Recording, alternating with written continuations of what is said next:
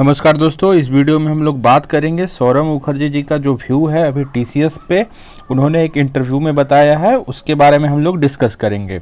सौरभ मुखर्जी जी एक renowned investor हैं, हम लोग उनको ज़रूर से ज़रूर फॉलो करना चाहिए क्योंकि वो रिटेलर्स को हमेशा अच्छी मार्गदर्शन कराते हैं और अच्छी सलाह देते हैं ताकि हम लोग अच्छा से इन्वेस्टमेंट करें और अपने गोल तक अचीव कर सकें।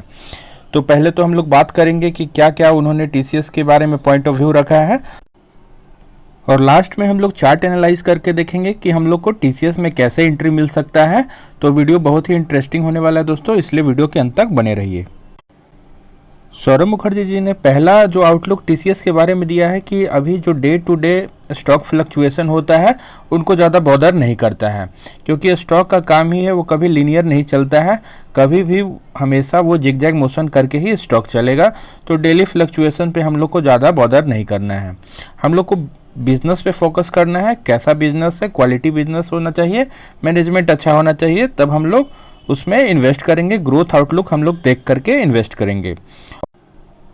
टीसीएस के बारे में उन्होंने एक और इम्पॉर्टेंट पॉइंट बताया है कि टीसीएस का एट्रीशन रेट लगभग 11% है। एट्रीशन रेट बोलते हैं कि कितने एम्प्लॉयज़ जॉब बीच में छोड़ते हैं या जॉब स्विच करते हैं या पर्सनल रीजन के कारण जॉब को छोड़ते हैं। तो बहुत ही कम इसका रेशियो है क्योंकि अदर आईटी कंपनीज टीसीएस के कंपैरिजन में जैसे इन्फोसिस विप्रो का वो 11% से ज़्यादा है, लगभग 15% है। तो टीसीएस में बहुत ही कम एम्प्लॉयज़ हैं जो जॉब को स्विच करते हैं, लगभग 11%। और टीसीएस के बारे में उन्होंने एक और बहुत ही इंटरेस्टिंग फैक्ट बताया है कि टीसीएस तो इंडिया की लार्जेस्ट आईटी कंपनी है ही और हर साल 2.5 लाख एम्प्लॉयज़ को वो ट्रेन करते हैं। तो बहुत ही बड़ा रिक्रूटर है टीसीएस, तो हम लोग को टीसीएस पे बहुत ही नज़र रखना चाहिए। इंडियन आईटी के ग्रोथ आउटलुक के बारे में जब उनसे सवाल किया गया तो उन्होंने बताया कि नेक्स्ट 5 इयर्स में फॉर्चून 500 जनरली अमेरिका का जो टॉप की 500 कंपनीज है वो डिजिटाइज होने वाली है, कम्प्लीटली डिजिटाइज होने वाला है। और हम लोग जानते हैं इंडिया की टॉप आईटी कंपनीज का मेन जो क्लाइंट्स है वो वेस्टर्न कंट्री से आता है। तो जब फॉर्चून 500 कंपनी डिजिटाइज होगी तो ऑटोमेटिकली टीसीएस को बेनिफिट होने वाला है। और उन्होंने ये बताया कि नेक्स्ट 5 इयर्स में बल्क ऑर्डर तो का कोई कमी नहीं है इंडियन आईटी कंपनीज को और टीसीएस उसमें मेन बेनिफिशरी है। और सबसे मेन प्रॉब्लम आता है कि कौन ज़्यादा एम्प्लॉयज़ को ट्रेन करता है। तो टीसीएस में ये बहुत ही अच्छा खासियत है, हर साल अभी हम बात किए थे 2.5 लाख एम्प्लॉयज़ को ट्रेन करता है। तो टीसीएस बिगेस्ट बेनिफिशरी हो सकता है। और हम लोग इंडिया के बारे में भी जानते हैं, इंडिया के भी जो टॉप कंपनीज हैं वो भी डिजिटाइज होने वाली है। गवर्नमेंट का भी जितना प्रोजेक्ट्स है उसको टीसीएस हैंडल करता है। जैसे हम लोग जानते हैं बहुत सारा एग्जाम हम लोग देते हैं आईओएन डिजिटल में, वो टीसीएस का ही मैनेज्ड है। तो टीसीएस इंडिया का एक बहुत ही बड़ा कंपनी है, 2nd नंबर मार्केट कैपिटलाइजेशन के पे आता है। तो हम लोग को इसमें इन्वेस्टमेंट का ज़रूर से ज़रूर सोचना चाहिए। तो अब हम लोग चलते हैं दोस्तों चार्ट पे और चार्ट पे एनालाइज करेंगे कि कब हम लोग को टीसीएस में एंट्री लेना है और कब हम लोग प्रॉफिट बुक करेंगे। तो चलते हैं हम लोग जीरोधा के अपने चार्टिंग प्लेटफॉर्म पे। अब हम लोग जीरोधा के अपने चार्टिंग प्लेटफॉर्म पे आ चुके हैं दोस्तों और हम लोग एनालाइज कर रहे हैं टीसीएस के चार्ट को। तो हम लोग को बेसिकली 3 चीज़ों की आवश्यकता पड़ती है, एक 20 का मूविंग एवरेज और एक 200 डेज का मूविंग एवरेज और तीसरा इंडिकेटर हम लोग को लगाना है pivot line. Pivot line basically बोलते हैं, पिवट पॉइंट्स भी इसको बोलते हैं। और पिवट लाइन हम लोग को बताता है सपोर्ट या रेजिस्टेंस। अगर प्राइस अपवर्ड मूवमेंट करेगा तो प्राइस को रेजिस्टेंस देगा पिवट लाइन, अगर डाउनवर्ड मूवमेंट करेगा तो प्राइस को सपोर्ट देगा पिवट लाइंस। और तीनों इंडिकेटर्स आप लोग स्टडी सेक्शन में जाके जीरोधा के लगा सकते हैं। तो हम लोग एक जो हमारे पुराने व्यूअर्स होंगे वो जानते होंगे, एक हम लोग थंब रूल याद करते हैं।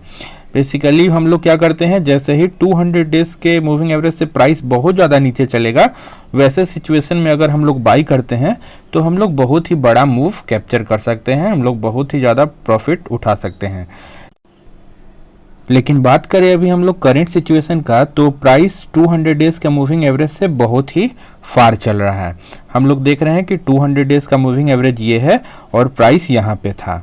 तो इस कारण से क्या हुआ, ये जो पिवट लाइन है इस पे इसको रेजिस्टेंस मिला लगभग 1 बार 2 बार और 3 बार के करीब इसको रेजिस्टेंस मिला और प्राइस इस पिवट लाइंस को तोड़ नहीं पाया। इस कारण से प्राइस में क्या हुआ, प्रॉफिट बुकिंग भी आया होगा, तो प्राइस टीसीएस का फॉल कर रहा है। तो हम लोग बात करते हैं कि हम लोग 200 डेज के मूविंग एवरेज के प्राइस जब बहुत ज़्यादा ऊपर चला जाए तो हम लोग को कोई बाई नहीं करना है, हम लोग को कुछ प्रॉफिट बुक का सोचना है, टोटली कंप्लीटली एग्जिट नहीं करना है। अगर मान लीजिए 10 क्वांटिटीज़ है तो 3 और 4 क्वांटिटीज़ आप लोग प्रॉफिट बुक कर सकते हैं। ऐसे आपके पास जितना क्वांटिटीज़ है आप लोग एनालाइज कर सकते हैं उस हिसाब से। जैसे आप चार्ट पे हम लोग जाकर देखेंगे कि बहुत सारा पीछे का भी चार्ट हम लोग देखेंगे, तो हम लोग बात करेंगे अगर जैसे ही हम लोग 200 डेज के प्राइस से नीचे खरीदेंगे तो हम लोग को बहुत ही अच्छा मूव हम लोग कैप्चर कर पाएंगे। ये आप लोग बहुत ज़्यादा चार्ट आप लोग जाके एनालाइज कर सकते हैं और देख सकते हैं। हम लोग 200 डेज के मूविंग एवरेज के करीब में या बेस्ट होता है नीचे में हम लोग बाई करना पसंद करते हैं। तो जैसे ही प्राइस 200 डेज के करीब आता है तो हम लोग बाई करेंगे, और बेस्ट होता है नीचे आ जाएगा 200 डेज के मूविंग एवरेज से तो हम लोग बाई करेंगे। लेकिन अभी बहुत ज़्यादा बुल रन चल रहा है, एक्सट्रीम बुल रन चल रहा है पिछले 1 साल से, तो कोई भी आईटी कंपनीज तो 200 डेज के मूविंग एवरेज के करीब आ ही नहीं रहा है। तो इस कारण से हम लोग थोड़ा सा ऊपर में ही बाई कर सकते हैं। जैसे ही 200 डेज के मूविंग एवरेज के करीब आता है थोड़ा सा करेक्शन करके, तो हम लोग उस सिचुएशन में एंट्री ले सकते थे। लेकिन अभी का जो करंट सिचुएशन है, प्राइस 200 डेज के मूविंग एवरेज से बहुत ही ज़्यादा दूर चल रहा है, तो ऐसे सिचुएशन में हम लोग कोई बाई नहीं करेंगे। और एक और बात जो हम बताना चाहते हैं दोस्तों कि बहुत सारे हमारे मित्र क्या गलती करते हैं, जैसे प्राइस अभी डाउन ट्रेंड में आया है, टीसीएस का 2 दिन से फॉल कर रहा है, तो बहुत सारे क्या करेंगे, कुछ यहाँ पे बाई करेंगे, कुछ यहाँ पे बाई करेंगे और कुछ और नीचे बाई करेंगे। ऐसे सिचुएशन में करते करते डाउन ट्रेंड में एवरेजिंग करते करते उनका पोर्टफोलियो इस स्टॉक में -20% के करीब चला जाएगा और वो पैनिक कर जाएंगे। चाहे तो वो एग्जिट कर सकते हैं, चाहे तो बहुत ही लंबा उनको वेट करना पड़ सकता है। तो हम लोग को ये मेथड हम लोग को बिल्कुल भी नहीं करना है। हम लोग पहला तो बाई करेंगे 200 डेज के करीब में, और अगर मान लीजिए 200 डेज के मूविंग एवरेज को ब्रेक करके नीचे आ जाता है तो हम लोग थोड़ा सा और नीचे जाने पे हम लोग पिवट से देख लेंगे कि कौन पिवट पे सपोर्ट ले रहा है, हम लोग वैसे सिचुएशन में वहाँ पे बाई करेंगे। लेकिन कभी भी डाउन ट्रेंड में एवरेजिंग हम लोग को नहीं करना है। हम लोग को कभी भी एवरेजिंग करना है दोस्तों तो अप ट्रेंड में करना है। और अप ट्रेंड कौन बताता है, अप ट्रेंड या डाउन ट्रेंड आपको बताएगा ये 20 का लाइन। अगर 20 का लाइन जनरली 45 डिग्री का एंगल बना लेता है तो हम लोग बोलेंगे इसमें अप ट्रेंड है या बुल रन आ चुका है। अगर डाउन ट्रेंड में यही 45 डिग्री डाउन ट्रेंड में बनता है तो हम लोग मानेंगे कि अभी प्राइस डाउन ट्रेंड में है। तो अभी हम लोग क्या करेंगे, जैसे हम लोग को अगर एक बार में पूरा क्वांटिटी बाई नहीं करना है, हम लोग को एवरेजिंग अप ट्रेंड में करना है। तो एक और मेथड होता है उसको ध्यान से देखिएगा। तो हम लोग क्या करेंगे दोस्तों, एक इनगल्फिंग पैटर्न खोजेंगे। एक छोटा सा कैंडल होना चाहिए और एक बगल वाला बड़ा सा ग्रीन कैंडल होना चाहिए। बड़ा वाला ग्रीन कैंडल ही होना चाहिए और छोटा वाला किसी भी कलर का होगा। इस पैटर्न को हम लोग बोलते हैं इनगल्फिंग पैटर्न, या हम लोग हिंदी में बात करेंगे तो कंप्लीटली निगल जाना इसको बोलेंगे। तो जैसे बात करेंगे यहाँ पे देखिएगा, जैसे ही 20 का लाइन इंक्लाइंड हो गया अपवर्ड डायरेक्शन में तो हम लोग वैसा कैंडल्स को खोजेंगे जैसे यहाँ पे हम लोग को दिखा और यहाँ पे भी दिखा।